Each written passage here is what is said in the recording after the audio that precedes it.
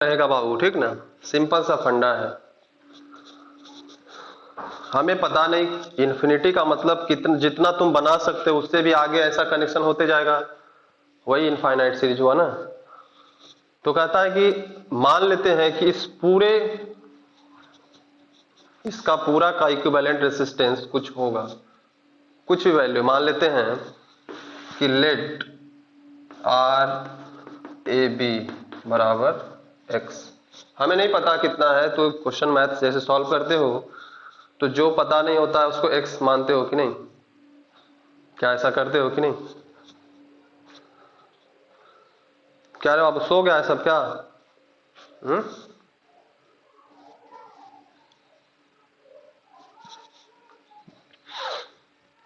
अब देखो कि अगर ये इनफाइनाइट सीरीज है बाबू, तो इनफाइनाइट सीरीज में अगर इन्फिनिटी में जैसे समझो कि इसको एक मानते हैं, एक यूनिट, ये दूसरा यूनिट हुआ, तीसरा यूनिट हुआ, चौथा यूनिट, पांचवा, ऐसा ऐसा इनफाइनाइट नंबर्स ऑफ यूनिट वहां पे क्या है, कनेक्टेड है।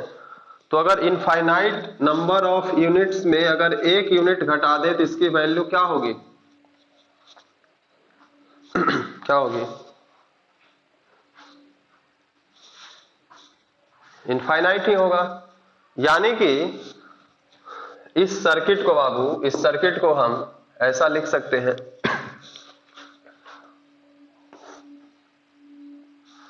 इस सर्किट को अगर इससे हम एक हटा दें, ये हटा दें और यहां से इधर हम लिखें, तब भी हमारा उसका इक्विवेलेंट रेसिस्टेंस क्या होगा? एक्स ही होना चाहिए कि नहीं? क्योंकि वो भी इनफाइनाइट में अभी सागर से एक बूंद निकाल लिया जाए तो कुछ फर्क पड़ने वाला नहीं है। सिमिलर सिचुएशन ये इन्फिनिटी का मतलब हमें पता ही नहीं कितना है, और उसमें से एक अगर निकाल लिया जाए तो वैल्यू में कोई फर्क नहीं पड़ेगा, मतलब इन्फिनिटी माइनस इन्फिनिटी इन्फिनिटी ही रहता है बाबू। मतलब अगर इस इनफाइनाइट नंबर ऑफ ऐसा ऐसा जॉइंट्स है तो एक जॉइंट हटा लिए तो बाकी यहां से इधर जो भी बचा तो ये खुद में अपने आप में इनफाइनाइट है। तो अगर हम ये इनफाइनाइट सीरीज का रेसिस्टेंस एक्स माने हैं तो इसके बाद इधर जो कुछ भी है इसको एक छोड़ करके भी इसका रेसिस्टेंस क्या होगा? एक्स ही होना चाहिए। तो एक्स होना चाहिए। तो अब हम इक्विवेलेंट सर्किट जब बनाएंगे, ये ट्रिक है बाबू, है ना। जहां पे भी तुम्हें इनफाइनाइट सीरीज आएगा ऐसा ही करना होगा, है ना, दूसरा कोई उपाय नहीं है। तो ये जो हम यहाँ पे घेरे हुए हैं उसको यहाँ पे बनाए हैं। अब उसके इसको छोड़ करके इधर फिर से इनफाइनाइट सीरीज ही है, क्योंकि इन्फिनिटी में एक घटा दिए तो इनफाइनाइट ही रहेगा। और हम इनफाइनाइट सीरीज का रेसिस्टेंस, इक्विवेलेंट रेसिस्टेंस हम क्या माने हैं? एक्स माने हैं, है ना। ये क्या है? Equivalent resistance of infinite series.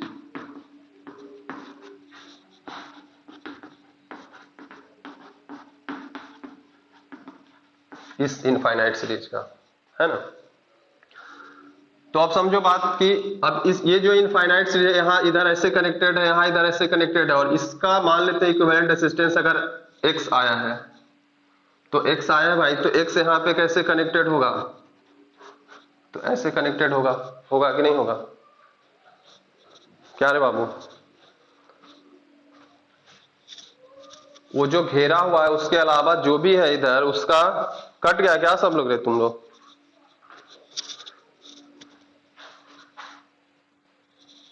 है तो कुछ अपना बोलिए भी, है ना।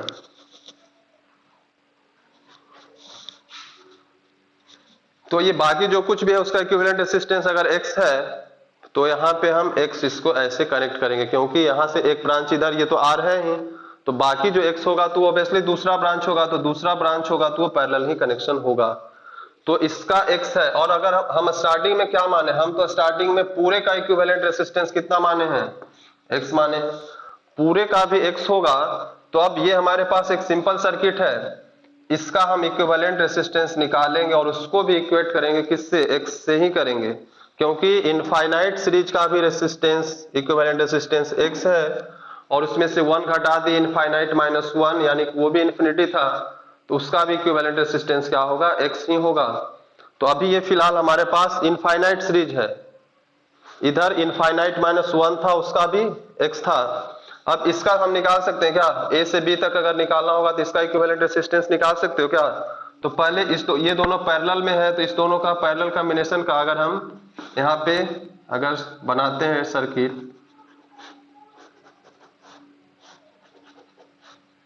यहाँ पे मान लेते हैं ए पॉइंट है, यहाँ पे बी पॉइंट, ये हमारा आर है, ये आर है, ये दोनों पैरेलल कॉम्बिनेशन में है, तो इसका रेसिस्टेंस कितना हो जाएगा। तो दोनों को प्रोडक्ट करो, दोनों को सम करो, क्या यही बताया गया है ना। दो के लिए दो अगर पैरेलल में है तो दोनों को प्रोडक्ट करो, दोनों को सम करो। अब ये देखो तीनों आपस में क्या है, सीरीज में है कि नहीं, तीनों आपस में सीरीज में है कि नहीं।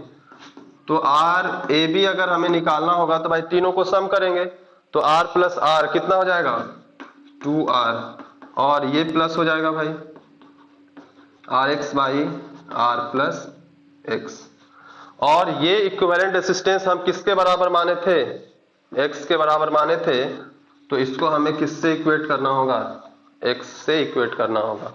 अब इसको जब तुम बनाओगे भाई तो एक क्वाड्रेटिक इक्वेशन आएगा, इसको जब तुम सॉल्व करोगे तो एक क्वाड्रेटिक इक्वेशन आएगा और उसके बाद हमारा बनेगा। तो क्वाड्रेटिक इक्वेशन बनाने से पहले हम यहाँ पे क्या करेंगे, नीचे r प्लस एक्स हम एलसीएम लेते हैं, तो 2r r से गुना होगा तो यहाँ क्या हो जाएगा 2r स्क्वायर और 2rx प्लस rx बराबर x। क्या ऐसा होगा कि नहीं होगा, क्या रे बाबू, किसको किसको समझ में आया, इतना समझ में आया।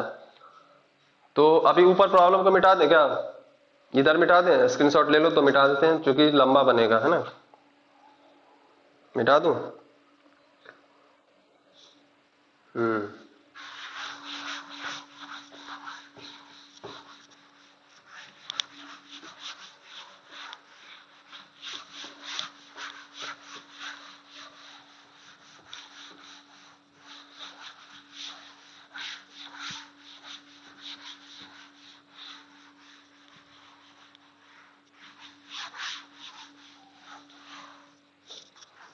अब बाई क्रॉस मल्टीप्लीकेशन अगर हम करेंगे तो क्या आएगा 2r स्क्वायर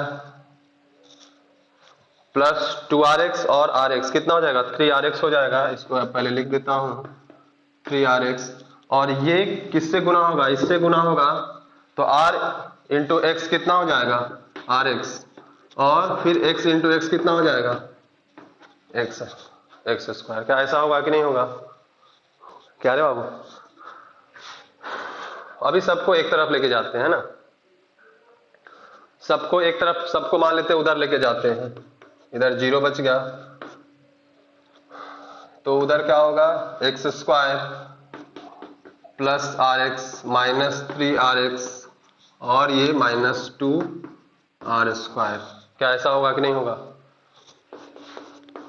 0 यहाँ कितना होगा r square minus 2rx minus 2r square.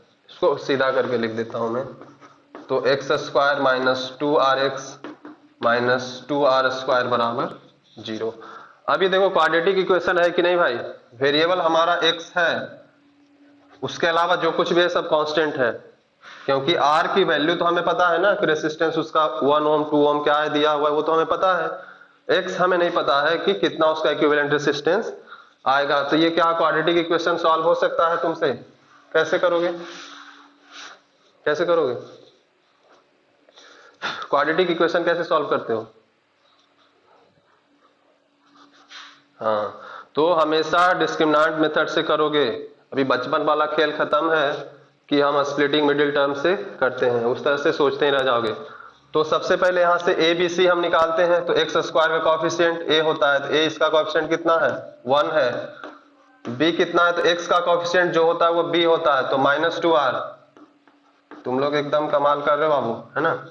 सी क्या होगा, जो कुछ भी यहाँ पे है सब कुछ सी है, तो माइनस 2r स्क्वायर। थोड़ा ध्यान से, है ना। अभी उसके बाद सबसे पहले हम लोग डी निकालते हैं, है ना।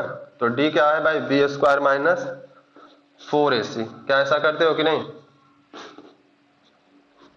क्या ऐसा नहीं करते हो, कोई तुम लोग कोई रिस्पांस नहीं है भाई। -4 इंटू ए तो हमारा 1 है, कुछ मतलब नहीं है, और सी हमारा -2r² है। तो माइनस का स्क्वायर तो प्लस हो गया, 2 का स्क्वायर 4 और r का स्क्वायर r², यानी कि 4r² यहाँ से, और यहाँ से भी minus minus plus 4 into 2 8r²। तो कितना हो गया 12r²। अभी यहाँ देखो d पॉजिटिव है कि निगेटिव है? d पॉजिटिव है बाबू। तो हम ये पढ़े हैं कि d अगर ग्रेटर देन 0 होगा तभी हमारा रियल रूट निकल सकता है। क्या ऐसा 10th में पढ़े होगे? नहीं? या क्वाड्रेटिक इनइक्वेशन शायद अभी पढ़ना है 12th में, नहीं तुम्हें? क्या कुछ ऐसा चैप्टर है पढ़ना? अब चलो जो करना है करो।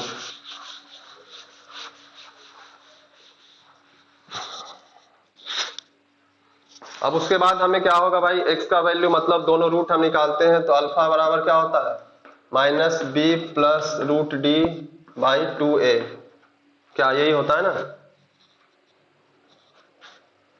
तो क्या हो जाएगा यहां से -b कितना है -2r, यानी कि कितना हो जाएगा 4r,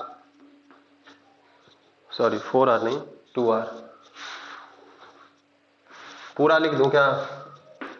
-2r plus root D में कितना है 12r², नीचे 2 8, तो 2 इंटू 1 तो 2 ही रहेगा, कुछ मतलब नहीं है। अब वहां से अल्फा बराबर कितना हुआ भाई, तो प्लस माइनस माइनस प्लस हो जाएगा 2r प्लस, अभी 12 का रूट क्या होगा 2√3, और r² का क्या हो जाएगा r हो जाएगा, तो क्या हो जाएगा भाई 2√3r और डिवाइडेड बाई 2। तो 2 देखो ऊपर में दोनों में कॉमन है, काट सकते हो क्या? तो काट दोगे तो क्या बचेगा r प्लस √3r। और देखो बीटा में कुछ नहीं चेंज होगा, बीटा में जस्ट क्या हो जाता है केवल -b minus root D by 2a। तो वैल्यू लगभग सब वही आएगा, यहाँ पे प्लस के जगह पे केवल क्या हो जाएगा माइनस हो जाएगा। तो जब तुम सॉल्व करोगे, तो जैसे इसको सॉल्व किया तो r अगर कॉमन ले लेते हैं हम, तो हम क्या लिख सकते हैं √3 + 1, क्या ऐसा लिख सकते हैं कि नहीं? और यहाँ पे क्या आ जाएगा r माइनस √3r आ जाएगा, यानी कि अगर r कॉमन लोगे तो क्या हो जाएगा 1 माइनस √3, इसको भी 1 + √3 लिख सकते हो। यानी कि x का जो इक्विवेलेंट रेसिस्टेंस हमारा हुआ, ये दोनों हमारा अल्फा बीटा ही x होता है कि नहीं? x का 2 वैल्यू होता है ना लीनियर क्वाड्रेटिक में, यानी कि आर ए बी का जो वैल्यू है वो कौन सा हो सकता है बाबू? ये होगा कि ये होगा? कौन होगा? दोनों तो नहीं होगा, सीधी बात है। अभी देखो ये पॉजिटिव वैल्यू है कि निगेटिव वैल्यू है? √3 का वैल्यू कितना होता है? √3 का होता है 1.732, तो 1 में 1.732 घटाओगे तो माइनस में आएगा। तो क्या रेसिस्टेंस कभी भी निगेटिव में बताया गया क्या कि -2 हम ऐसा लिया गया है कभी? रेसिस्टेंस निगेटिव नहीं लिया गया, यानी कि ये वैल्यू नहीं होगा। ये हमारा निगेटिव आ गया है, ये निगेटिव आ गया, तो इसको हम क्या करेंगे नॉट पॉसिबल इसका वैल्यू है, यानी कि हमारा ये जो इक्विवेलेंट रेसिस्टेंस होगा भाई, यानी कि R between A and B हमारा कितना होगा, तो R√3 + 1, इसको ओम में लिख दोगे, क्या कोई दिक्कत है? तो ये अगर सीरीज हमारा ऐसा रहा जैसा अभी था, और R के जगह पे मान लेते हैं 2 होता है, दे देता कि सारा 2 ओम का है, तो 2 इंटू √3 + 1, क्या ऐसा हो जाएगा कि नहीं? 10 रहता तो 10 से मल्टीप्लाई होता, 100 रहता तो 100 से होता। तो ये रिजल्ट हमें याद होना चाहिए, क्योंकि बार बार इतना लफड़ा करोगे क्या?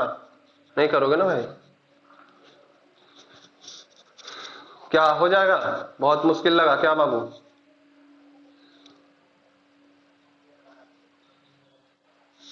क्या रे? एक तुम्हारे लिए होमवर्क दे देता हूं इसी लैडर प्रॉब्लम का, इसको मिटा दूं? स्क्रीनशॉट लेना है तो ले लो।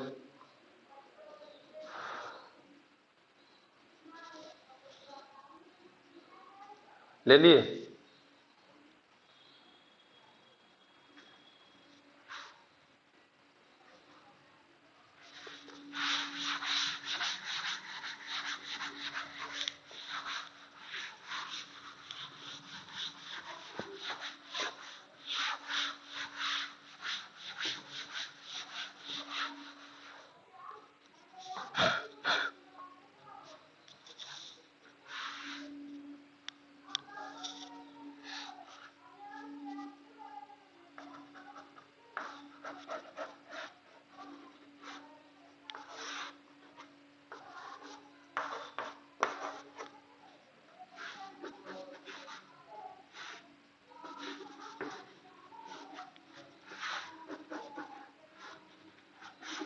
ऐसा ये चल रहा है इन्फिनिटी तक, है ना। सबका रेसिस्टेंस अगर आर ही है